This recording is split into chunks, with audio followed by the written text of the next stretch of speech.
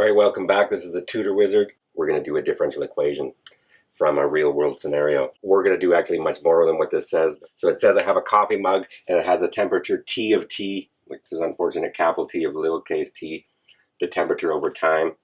What we're going to guess in science is we have to start doing things, and this is what Sir Isaac Newton and a bunch of people were doing. He says that the force due to an object is directly proportional to its mass and inversely proportional. No, the acceleration due to the body is directly proportional to the external force applied to it and inversely proportional to its mass. Force equals ma, essentially, is what he's doing. So proportionality was my point there when I stumbled trying to explain Newton's third law, second law, one of those laws of Newton. I'm a mathematician. The key is proportionality. What he says is acceleration is proportional to things, and we're going to do the same thing here.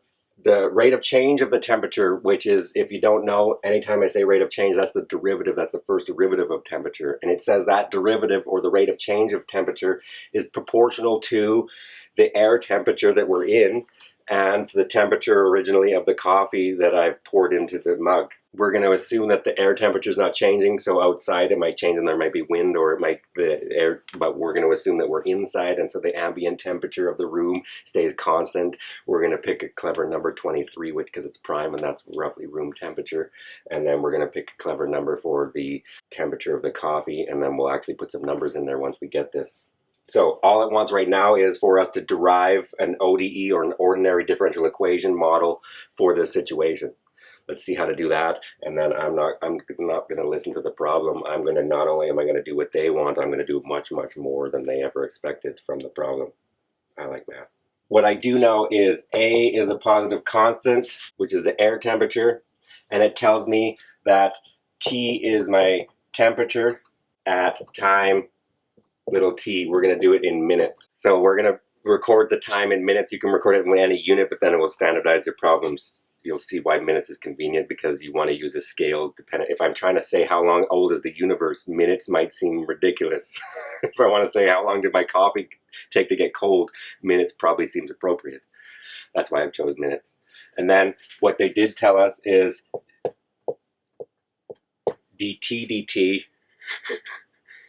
d capital T dt, the derivative of the temperature, or the rate of change, they told us, is, there's the fancy proportionality constant. Right now, all we know is, from those words, is it's directly proportional to the difference of the ambient temperature of the air and the actual temperature of the coffee. That's what I get from that.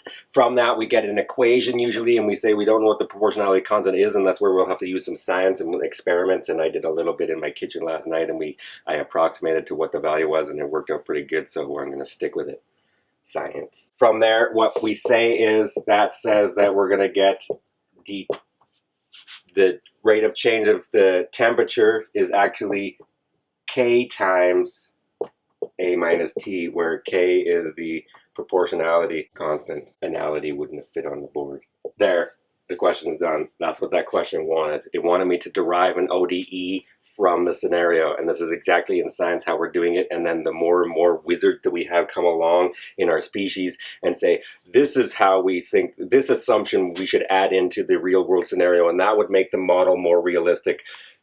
I have to use a quote that I found from my supervisor, which is in mathematical modeling. Everyone knows this if you're in mathematically modeling, the quote, but the quote goes, no models are correct, some are more useful than others. This is a good first attempt at trying to say, how would you actually describe over time and keep track of the temperature of your coffee as time progresses, and it's going to eventually reach equilibrium or reach the ambient room temperature. I'm now going to solve this ODE because it's not that bad, and then we're going to do some science and actually figure out what the explicit function or expression for the temperature of the coffee will be. From this, what I notice is, at first when they change the variables on you, you want to have a y and an x, but we don't have any x's in here, even all we have is the t's. So the temperature is the function I'm trying to solve this for. I notice that it's separable, so I'm taking the derivative of capital T with respect to dt. What I'm going to do is write this, and this is why they call it separable. I'm going to write this as dt over a minus t equals k dt. I've brought the dt up and I divided by this. Why have I done that? I've now separated the variables. Capital T is now on the left-hand side and lowercase t is on this side. I also don't like the fact that this is backwards because I don't want to use a negative in the differential in the substitution rule or anything like this. I want to be lazy, so I'm going to pull negative out of this for convenience, for my sake only. So let's move that up. That's going to give me, I'm taking the negative out of this, so this is going to give me, and I'm actually going to move it to this side because I don't want it on this side at all. So I'm going to write this as dt t over a, t minus a. I took the negative out and I'm putting it on this side of the equation. Now classically what I'm going to do with that, now it's set up, what we do is we integrate both sides. Also, if you haven't seen, you've only taken a first year calculus class, why are you watching a bunch of videos on ODEs? Because we're awesome, that's why you're watching, keep watching more. I'm going to use the logarithm. This is the one rule where I have 1 over t and a shift, but I have 1 over t to the 1 exponent. So this is the x equals -1 exponent, the integral of x to the -1. What do I get? Natural logarithms. That's why I took the negative out, so I didn't have to do a substitution. I'm doing the baby substitution in my head. What am I doing? I'm letting w equal t minus a, and then dw equals dt, and we can get rid of the shift, and we have 1 over dw, blah, blah, blah, blah, blah. Oh, where are you going? What that gives us is the natural log of the absolute value of t minus a is equal to negative kt plus a constant of integration. That's a little t, not a big T. Now what do I do with that? This is what we call an implicit solution. But because I know log has an inverse function, I can explicitly give an explicit solution to this ODE. Therefore I get this, I'm exponentiating both sides. When the e and the log touch, they cancel. It's the mantra, what you do to one side of an equation, you do the other side. But now I can add and subtract and multiply and divide on both sides, and now you can exponentiate on both sides. So I've done that. I get t minus a. Also, why can the absolute values go away? Because e is always a positive function. Now, because I've e both sides, this side is always positive, so I don't have to worry about this thing being negative, so I can get rid of the absolute values. This is equal to e to the c, e to the negative kt. I've used an exponent law because I have a sum here, it's product in the basis. Now what we're going to do is I am going to let alpha equal e to the c. If you don't like that, c is allowed to be any number, so e to the c will be any positive number, so alpha is positive. So I'm going to write this as t is equal to a plus alpha e to the negative kt. It gives us the explicit for any time t now in minutes. If I want to start the coffee off at a specific temperature, what we're going to do is I now can record what the temperature will be, and this exponential function tells me that if k is positive, this term will exponentially decay over time. As time gets bigger, this will get smaller and smaller, which means that this will become closer and closer to 0, which means we get closer and closer to the ambient temperature of the room. Now what we're going to do is I'm going to put specific values for A and the coffee starting temperature, and then we'll model it that way and see what actually happens with some real numbers, with some realistic numbers also. I have 3 parameter values in there. We have to get rid of them somehow. What's nice is, let's assume that the ambient temperature of the room is 23 degrees Celsius, which is what my house is set for. That's too hot, I don't care, that's the way I like it. It's a prime number, it's set there, too bad. I'm going to let the starting temperature of my coffee to be 97 degrees Celsius, Connor McDavid, etc. It's not real, well, I guess I shouldn't have even said it. It's not really Connor McDavid, it's the last prime under 100. It's the last 2-digit prime number, also Connor McDavid. So we're going to start out with 97 degree coffee, which has just come off of the pot, which was boiling at 100. I've been told by the science apprentice that we at this altitude can't quite get up to 100 degrees. Shut up, I'll put some sugar in there then. Or not sugar, one of those things that's white and lowers the boiling point. Salt. Sodium chloride. So what we're going to do is we'll start with this temperature, and then we're going to have the room as this temperature. Immediately I can put one of these values in there, and now I've got a number which everybody likes, they don't like, and then Satan said put number or letters in the math, right? We're going to get as many of the letters back out of there and put some numbers in. This immediately tells me that my time is 23 plus alpha e to the negative kt. And This actually, 97 actually gives me something. You have to be clever. This is where we get initial conditions. That 97 degrees to start with actually tells me now in my model, I can say that T of 0 is 97. When time is 0 and I haven't started watching the model, down, that's time 0, and at that time I'm saying that the temperature of the coffee is 97 degrees. I can use the initial conditions to find out what the alpha is, not the K. The K, we're going to have to use science. This tells me 97 is equal to T of 0, which is 23 plus alpha e to the 0, which is 1. And this tells me alpha is 97. This is 1 times alpha. I move the 23 to the other side. I get 97 minus 23, which gives me 74. Another one's gone. Screw you, Satan. Got him too. And then we're going to get a K. Satan didn't want to give that one up, but we're going to science.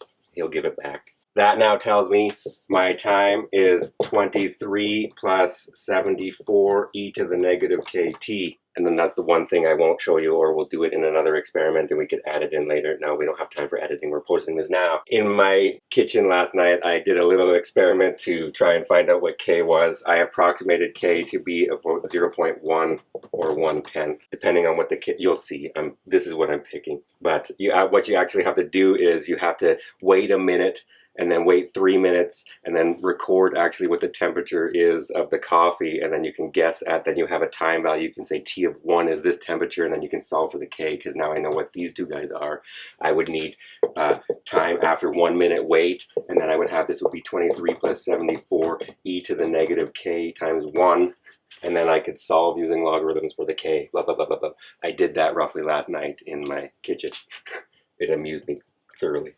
From that, I deduced that K was about 1/10, and also that's an easy number to put into my equation, so I'm going to horseshoes and hand grenades. This finally tells me that the temperature of my coffee for any time is going to be 23 plus 74 e to the, or let's write this like this. What we're really doing is this, e to the t over 10. The negative tells me I brought the negative down across the division sign, which makes it positive, and what that says is now you can hopefully see, if you're not super scientific and you didn't really understand what's going on in that derivation, I now have the temperature of the coffee for any time that we put in there in minutes. E is 2.7.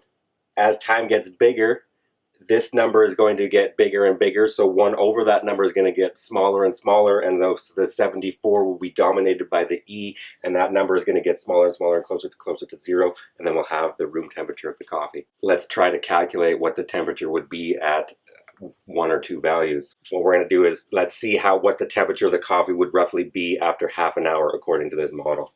It says that that would be T of 30 minutes. That's going to be equal to 23 plus 74. And then that, I'm going to, actually I lied, that's e to the negative 3. E to the negative 3 I'm going to write like this, because I'm going to not use a calculator at all and brute force calculate what this value is. So this is e to the negative 3. That's actually e to the negative 1 cubed, which is 1 over e times 1 over e times 1 over e. If we can get an approximate value of 1 over e, then I can have a decimal expansion of this. I can multiply it by 3 times. I can multiply it by 74. I can add it to 23. I can then get what the temperature is after 30 minutes. You should probably appreciate your calculator. Do you see how much work is going to have? 50 degrees. Yeah, there's a little bit of work to do here. I'm also not showing you where I got this from. Black magic is where I got it from. So, turns out 1 over e, I'll show you a little bit. I'm not showing you where I drove the power series from. E to the x has a power series, the sum from n equals 0 to infinity of x to the n over n factorial. Its radius and interval, its interval of convergence is all the real numbers. Its radius is infinity, so it converges for all values. I can put any value in there. If I put negative 1 in there, I'll get 1 over e is equal to the sum from n equals 0 to infinity of negative 1 to the n over n factorial. And that is going to be 1 minus 1 plus 1/2 minus 1/6 plus 1 over 20, 120 minus 1 over 720 plus dot, dot, dot, dot, dot. Those happen to cancel off. I can re-index shift in another video. I'll show you how to re-index shift this. You're like, why would I do that? The first two terms canceled anyway, so I could push it up to, yeah. I'm going to use this to approximate what 1 over e is. See, this is how I use power series representations to find an irrational transcendental number. I can find its decimal expansion with successive approximation of rational numbers. This tells me that 1 over e is approximately equal to 1/2 minus 1 over 6 plus 1 over 120.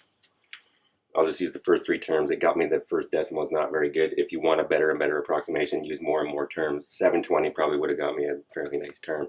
What am I going to do with this? First of all, I need a common denominator. The common denominator is always the least common multiple of these numbers, it turns out. So I'm going to do a secret little bit of factorization and prime factorization of numbers and least common multiples. In this factorial business, first of all, this is 5 factorial, this is 3 factorial, this is 2 factorial. So in there, this is 5 times 4 times 3 times 2, and this is 3 times 2, and this is 2 times 1. So these all have, the largest factorial has the smaller factorials in them. So that means that 120 is going to be the least common multiple of these guys. It's the smallest number which all of them divide.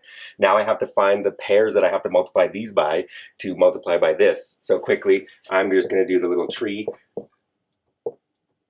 120 has a 2 in it. How do I know the last digit is 0? 60 has a 2 in it again because the last digit is 0, so it's even, so I can get that. 30, it still has another 2. And then it's 15, no more 2s, but 1 plus 5 is 6, so I know it has a 3 in it, and I get the end. I've got the prime factorization. This says 120 is 2 to the 3 times 3 times 5. Now we have the prime factorization of the number. There's your crash course on the factorization tree and prime factorizations of the numbers. Fundamental theorem of arithmetic. Every number has a unique prime factorization like that. What am I going to use that for? What do I multiply 2 by to get 120? 60. So this is equal to 60 over 60. Dirty tricks. There it is. I'm adding fractions. Of course I'm going to use that. I'm adding fractions. Why would I want to know how to add fractions? To get the decimal expansion of e to know what my coffee temperature is. That's why. What do I need to multiply 6 by to get 120? Here's 6 in the tree. So what do I have to multiply? What's left? 4 times 5, so 20. So I'm going to multiply by 20 over 20 times 1 over 6 plus, I don't have to multiply 120 by anything or multiply by 1 to get 120. Now I have a common denominator. That gives me 1 over e is approximately equal to, your calculator is lying, approximately equal to 60 minus 20 plus 1 over 120, which is, I was corrected already earlier, not 31, 41. I can't add. Theoretical math doesn't need to add very much. So 41 over 120. Now you're like, well, what do I do with that? Good question. I'm going to use long division to find the decimal expansion of that guy to one place, and I'm just going to use that because I'm lazy. Appreciate your calculator. Whoa. 1 over e is this value, 3.6. Yeah, how did you get that? What's our conclusion from this little rant? 1 over e is approximately equal to 41 over 120. How do I get a decimal expansion of that? Well, I'm now going to do 41.00. Don't get carried away. I only want the first one. I'm pretty sure it's correct. So then what we're going to do, again, what you should be doing is listing the multiples of 120. 120 plus 120 is 0.4240 times 1 times 2. How do you add multiples? I still keep showing my daughter. You just add the number to itself over and over again. That's how you get multiples. 360, 120, 0.8480 times 4, ... That will make this game a whole lot easier. Now I say I have 120. How many times is 120 to go into 41 without going over? None times. That's how much. And then I get 0 is actually what you're doing. And then I subtract and I get 41. Then I bring a 0 down. Now the game you're playing is without this. How many times does 120 go into this without going over? You're like, I don't really care and I don't know and I don't want to do this. Yeah. If you'd shown this and wrote them out ahead of time, you can see, oh, there it is. And that's what I wanted. 4 is too much, says Goldilocks. This one's just right. So 3, and I have the outcome. I don't have to think about what it is. 360. Bang, I've got it. This speeds up long division significantly. Writing out the multiples of the divisor, or yeah, the divisor first. Dividend, divisor. I don't even need to keep going. I'm just going to approximate it to be 0.3. Close enough. That says this is approximately equal to, also approximate. That's not as decimal expansion. I would have to find the actual repeating pattern to write out equals. And it's not that. That's 1/3. Oh, don't do that. Now what are we going to do with that? We can now calculate this approximately with a little bit more effort. Yeah, you should appreciate your calculator. All that junk is happening within seconds. I need this times this times this. So 0.3 times 0.3 times 0.3 is 0.027. I've got 3 decimal places, so I move it over. 3 times 3 times 3 is 27.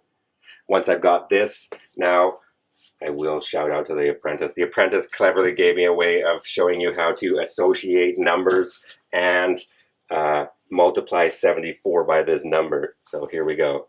Due to the Apprentice, who will remain nameless and faceless, but he had one good idea, so I'll use it. 74 times e to the negative 3 is approximately equal to 74 times 0.027, which is equal to 74 times 27 times 10 to the negative 3. Now I can associate the brackets. Why would you ever want to do that? Well, now to do this, 74 times 27 times 10 to the negative 3. That's just the 3 decimal points essentially. Now we'll do this multiplication and move the 3 decimal points. So there you go. Lorenzo knows something. 74 times 27 is, I get 28, 40, 51, 0, 8, 14. 8 doesn't carry, doesn't know everything. 8, 9, 9, 1. So then this is equal to 1998 times 10 to the negative 3, which is 1.998, which we're going to round to 2. 2. We need 1 sig fig. We can do a sig fig things anyways. It would spill over. We're going to have to write 2.0, I think, is what we would be forced to. Physicists, you tell me. Had to be sig figs. What does that now tell me? Oh, that was a 2er, so it's 25. What that told me was, after we made that horrible calculation, you should appreciate your calculator, but 74 times 1 over e times 1 over e times 1 over e is approximately equal to 2. It actually is approximately equal to 3 point something, but we've rounded what the actual value of e is, but close enough. We got 25 degrees Celsius. Remember what that tells us is, after 30 minutes, my coffee is 25 degrees Celsius and the room was at 23. So if you leave the coffee just sitting there with no lid, after about half an hour, according to this model, you'll be close to ambient room temperature or equilibrium. Please subscribe below, hit the notification bell for more videos on this and other topics. We're not going to stop ever. That was the S and then the bracket in the same move in my brain. That's what just happened there.